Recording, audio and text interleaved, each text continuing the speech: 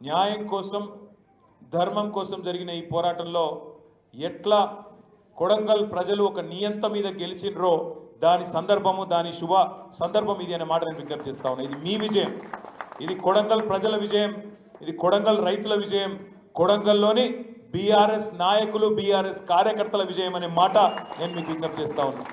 ఇవాళ టెక్నికల్గా సాంకేతికంగా రేవంత్ రెడ్డి కొడంగల్ ఎమ్మెల్యే కావచ్చు, రాష్ట్రానికి ముఖ్యమంత్రి కూడా కావచ్చు, కానీ ఒకటి మాత్రం వాస్తవం, ఇవాళ కొడంగల్లోని ఏ ఊరిలో రేవంత్ రెడ్డి గారు సెక్యూరిటీ లేకుండా తిరిగే పరిస్థితి లేదు అనే మాట కూడా 100% వాస్తవం. ఇది ఇంకొకటి రాసి పెట్టుకోండి, వచ్చే అసెంబ్లీ ఎలక్షన్ ఎప్పుడు వచ్చినా ఇవాళ చెప్తున్నా రాసి పెట్టుకోండి, రేవంత్ రెడ్డి కొడంగల్ నుంచి మాత్రం పోటీ చెయ్యడు చెయ్యడు చెయ్యడు. ఇప్పటికే ఆయనకు లోపల దడ పట్టుకున్నది, ఇక సచ్చినా మీ కాడికి రాడు, ఇంకోటి ఏదైనా చూసుకొని ఎక్కడన్నా అవతల పడే ప్రయత్నం చేస్తాడు తప్ప మీ కాడికి మాత్రం మళ్ళీ రాడు.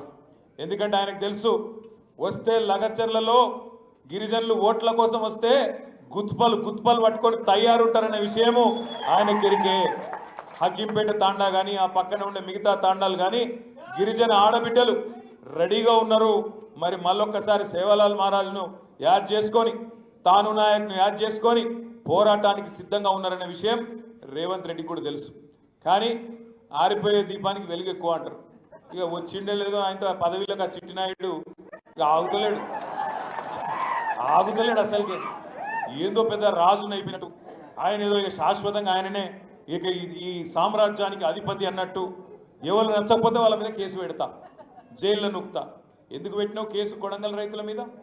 మా భూమి మేము ఇయ్యం, మా భూమిని మేమే కాపాడుకుంటాం, మాకు ఇక్కడ నీ పరిశ్రమలద్దు నువ్వద్దు అన్న పాపానికి జైల్లో పెడతావా? ఏమైంది? 9-10 నెలలు వాళ్ళు మొత్తుకున్నా పట్టించుకోలేను, వాళ్ళు దరఖాస్తులు పెడితే కనికరించలే, నువ్వు పట్టించుకోలే, నీ అప్రకటిత ఎమ్మెల్యే తిరుపతి రెడ్డి కూడా పట్టించుకోలే, కొడంగల్ అప్రకటిత ఎమ్మెల్యే ఆయన కూడా దేకలే. 9 నెలలు మీరు అడిగినరు, దరఖాస్తులు పెట్టినరు, దండం పెట్టినరు, మా భూమి మేము ఇయ్యమన్నారు, పట్టించుకున్నాడు ఎవడన్నా? ఎవడు పట్టించుకోలే. ఆఖరికి ఏమైంది? వీళ్ళు పట్టించుకోక అన్నదమ్ములు రాష్ట్రాన్ని దోచుకునే పనిలో బిజీగా పడ్డారు. ఈ లోపల ఆయన ప్రజాభిప్రాయ సేకరణ బహిరంగ విచారణ అని అధికారులు వచ్చారు. మీరు చేసిన వెధవ పనికి, రేవంత్ రెడ్డి చేసిన వెధవ పనికి, తిరుపతి రెడ్డి చేసిన దగుల్బాజీ పనికి అక్కడ అధికారులు నిరసన వ్యక్తమైంది. అధికారులు వస్తే వాళ్ళ ముఖంలో రేవంత్ రెడ్డి కనబడ్డాడు కాబట్టి ఎలగొట్టిండ్రు, నిరసన చెప్పారు. అదే రేవంత్ రెడ్డి వస్తే మాత్రం ఈ చింతపండు అవుతుండే, ఖచ్చితంగా తన్ని ఎలగొడదు. ఇది వాస్తవం. కానీ ఇది ఏది అర్థం చేసుకోకుండా నేను జైల్లో పెడతా, నా ఇజ్జత్ పోయింది, నా సొంత నియోజకవర్గంలోనే నా మీద తిరగబడతారా, మీరు ఎంతటోళ్ళు, ఆ భూములలో తొండలు గుడ్లు పెట్టాయి అని నేను అడుగుతున్నా. రేవంత్ రెడ్డి గారు, తొండలు గుడ్లు పెట్టాయి అంటున్నావు కదా, ఒక పని చేయి, పరిశ్రమలు అంటున్నావు కదా, నువ్వు పుట్టింది కొడంగల్ల కాదు, నువ్వు చెప్తావు కదా ఎప్పుడు నేను పుట్టింది నల్లమల్ల, పులులను చూసినా, సింహాలను చూసినా, తోడేళ్ళను చూసినా అని చెప్తుంటాడు కదా కథలు. నాకు తెలిసి జూ పార్క్ కూడా పోలేదు, జూ పార్క్లో కూడా చూడలేదు. కానీ ఏదో పులి, సింహం, తోడేలని బిల్డప్, నేను నల్లమల్లలో పుట్టినా అని చెప్తాడు. నేను ఒకటే చెప్తున్నా, పిల్లిని కూడా చూసిండు, అది కూడా డౌట్ నాకైతే. నేను ఒకటే చెప్తున్నా, నీకు అంతగానం ప్రేమ ఉంటే రేవంత్ రెడ్డి, నువ్వు పుట్టింది కొడంగల్ కాదు, పెరిగింది కొడంగల్ కాదు, నువ్వు పుట్టింది అక్కడెక్కడో అచ్చంపేటలో కల్వకుర్తి ఆ తాలూకాలో పుట్టినావు. నీకు అంత ప్రేమ ఉంటే పరిశ్రమలు అద్దేస్తా, ఇద్దేస్తా, ఉద్యోగాలు చేస్తా అని చెప్తున్నావు కదా, 10 లక్షలు కాదు 20 లక్షలు ఇస్తా, నేను సంతకం పెడితే అయిపోతుంది అని డైలాగులు కొడుతున్నావు కదా.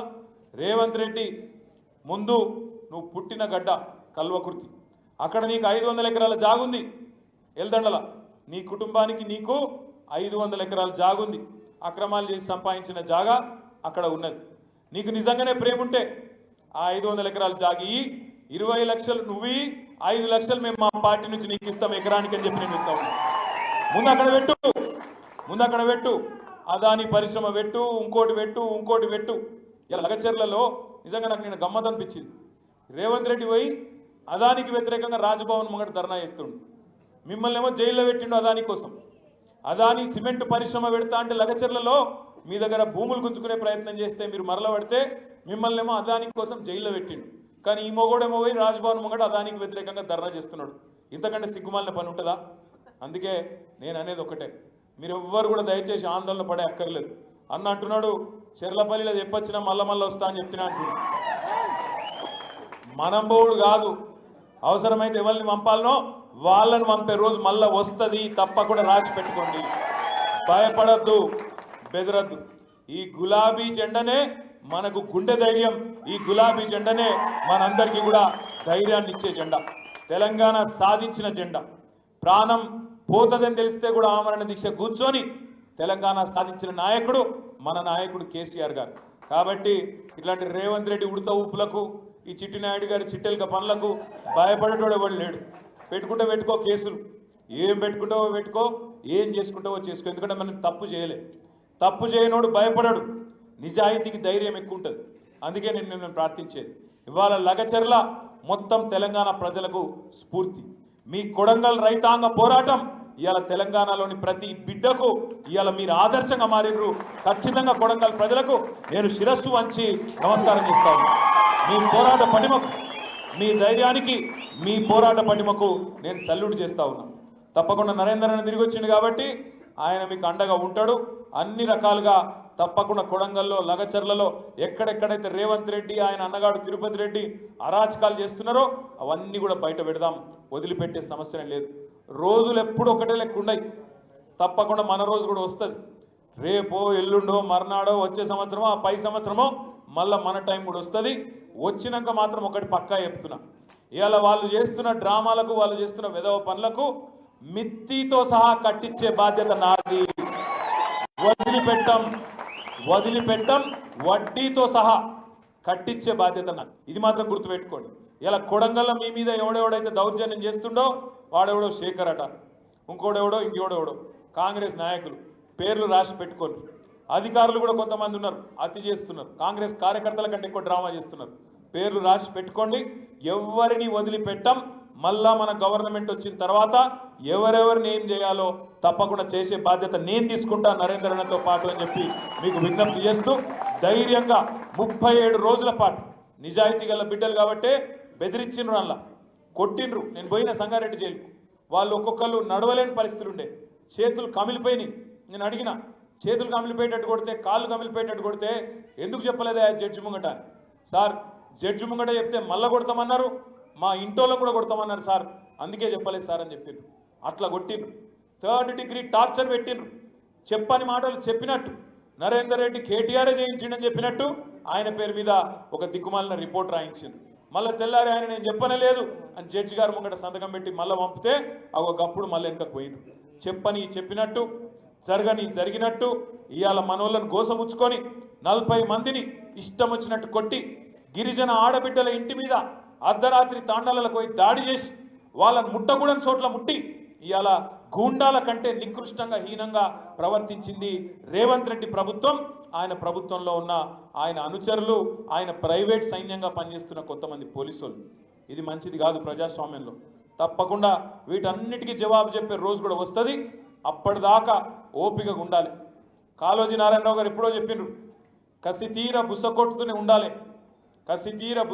ఉండాలి, కాలంబు రాగానే కాటేసి తీరాలి అని చెప్పిండు. తప్పకుండా ఆ పని కూడా చేద్దాం. వీళ్ళ సంగతి ఏందో చూద్దాం. మీరు ధైర్యంగా ఉండండి. మీ నాయకుడు తిరిగి వచ్చిండు. నరేందర్ అన్నకు నేను మనస్ఫూర్తిగా అభినందనలు చెప్తా ఉన్నా. ఎందుకంటే నేను కలిసిన ప్రతిసారి, జైల్లో కలిసిన ప్రతిసారి ఒకటే చెప్పిండు, అన్న నా గురించి వదిలేయండి, నన్ను వదిలేయండి, నేను ఉంటా, మంచిగానే ఉంటా, ఏం కాదు, మా వాళ్ళని ఇడిచిపెట్టుండ్రి, మా రైతుల సంగతి చూసుకో, వాళ్లకు జల్దీ బెయిల్ వచ్చేటట్టు చేయి అన్నాడు. కానీ అదృష్టం నరేందర్ అన్నకు, రైతులకు అందరికి ఒకటేసారి వచ్చింది బ్రహ్మాండంగా. ఈసారి మన చైత్ర యాత్ర కొడంగల్కి వెళ్ళే స్టార్ట్ కావాలి. కొడంగలే నంబర్ 1 నియోజకవర్గం కావాలి. తిరిగి కేసీఆర్ గారు ఈ రాష్ట్రానికి ముఖ్యమంత్రి కావాలి. మళ్ళీ రైతులు, పేదలు సుభిక్షంగా ఉండే రోజు రావాలని మనస్ఫూర్తిగా కోరుకుంటూ, మీరు చాలా దూరంకి వెళ్ళొచ్చినారు. మీరు పోనీకి కూడా చాలా టైం పడుతుంది నాకు ఎరికే. అందుకే ఇంతకంటే ఎక్కువ మీ ఓపికకి పరీక్ష పెట్టకుండా జై తెలంగాణ.